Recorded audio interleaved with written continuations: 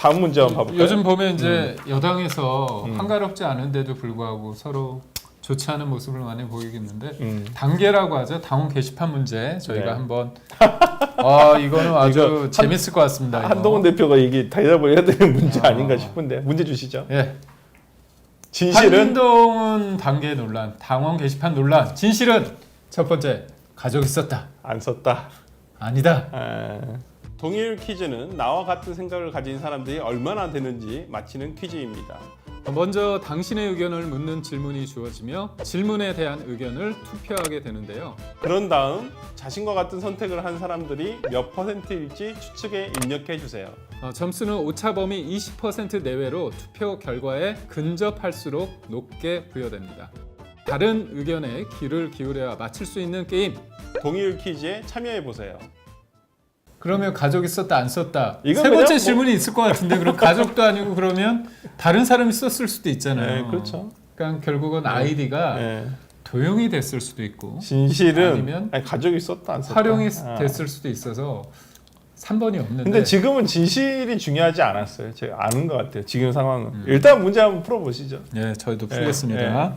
그러니까 여기에서 굳이 하자면 가족이 썼다 이 부분에는 가족이 아닌 제3자도 썼다까지 포함이 돼야 될 것 같아요. 그렇죠? 그런가요? 뭐 그럴 수도 만약에 근데 3번이 없으니까. 네, 그렇죠, 그렇죠. 근데 저는 솔직히 이 논란을 저는 당 밖에 있는 사람이잖아요. 저는 국민의힘 안에 있는 사람이 아니라서 밖에서 봤을 때는 진짜 이게 뭐라고 이렇게 싸우고 있지? 너무 쉬운 문제들, 그렇죠? 그러니까 아니 뭐라고? 아니 물론 한동훈 대표 입장에서는 이런 문제에 대해서 저는 개인적으로 모르겠어요. 이게 법적으로 문제가 되나? 그 내용 등이 그렇게 법적으로 문제가 된다고 좀 보기는 어렵다. 뭐, 그러니까 그 내용이 뭐냐면 내용 아마 그 김경 대변인이 또 잘 설명을 좀 해주시죠. 이게 보면 간단하게. 이제 당원 게시판의 익명이거든요. 그러다 보니까 여러 사람들이 쓸 수 있는데 대통령하고 대통령 배우자에 대해서 좀 험한 글들이 좀 있었어요. 네. 근데 이게 원래는 익명 게시판에 예를 들면 제가 쓰면 김땡땡으로 나오잖아요. 네. 근데 김기웅으로 치니까 검색이 되더라. 검색이 돼서 네. 그래서 누군가 한동훈 배우자, 한동훈 가족들 이름으로 쭉 하니까 이게 나오는 거예요. 근데 그 글들이 특정 시간대에 좀 몰려 있더라. 뭐 그렇다. 그런 거죠. 그렇다면 이게 문제가 있는 거 아닙니까? 소위 말해서 우리가 잡아보자 해서 색출한 게 아니라 이런 것들을 누가 했고 그거에 대해서 문제가 지금은 불거진 상태잖아요.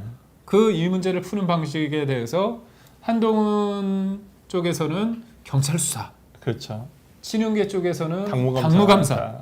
근데 이게 그렇게 오래 걸릴 게 아니라 한동훈 대표는 얘기했거든요. 본인은 안 썼다고. 그건 뭐 확인이 그렇죠? 됐다고 하니까. 그러니까 본인이 얘기했고.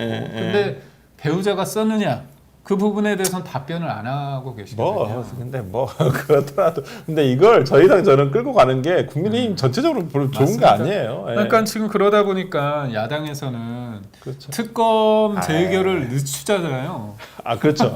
김건희 특검이 연기가 돼 버렸죠. 근데 그 재밌는 게 그 특검에 대해서 여튼 한동훈 쪽에서 한동훈 대표 측에서 이거를 당원 게시판과 특검과 뭔가 연계를 하는 듯한 액션을 보이잖아요. 바람직한 건 아닌데. 그건 맞는 것 같아요.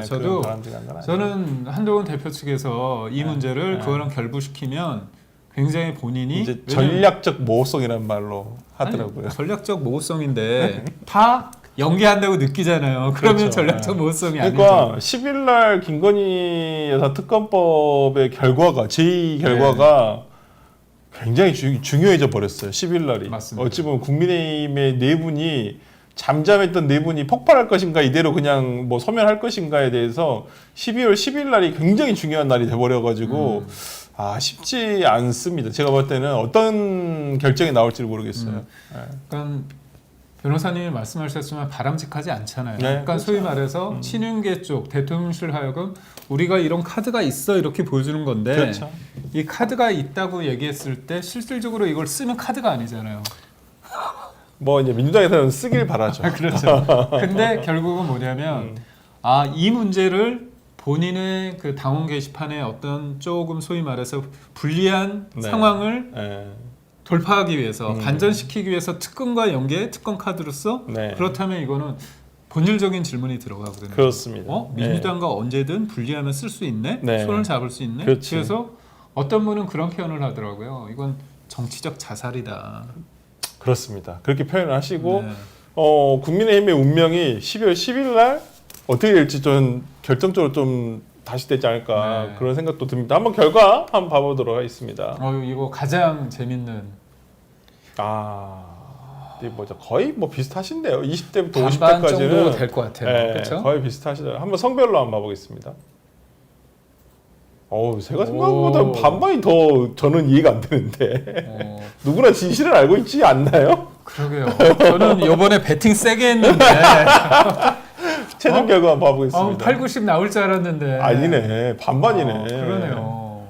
안 썼다라고 생각하신 분도 많으신 것 같은데요. 그러네요. 그러니까 이게 너무 희망 섞인 게 있으면 안 된다니까. 이게 남들이 내 생각과 같지가 않아. 맞아요. 네. 어렵네요. 진짜로 나도 이건 솔직히 못 맞췄어요.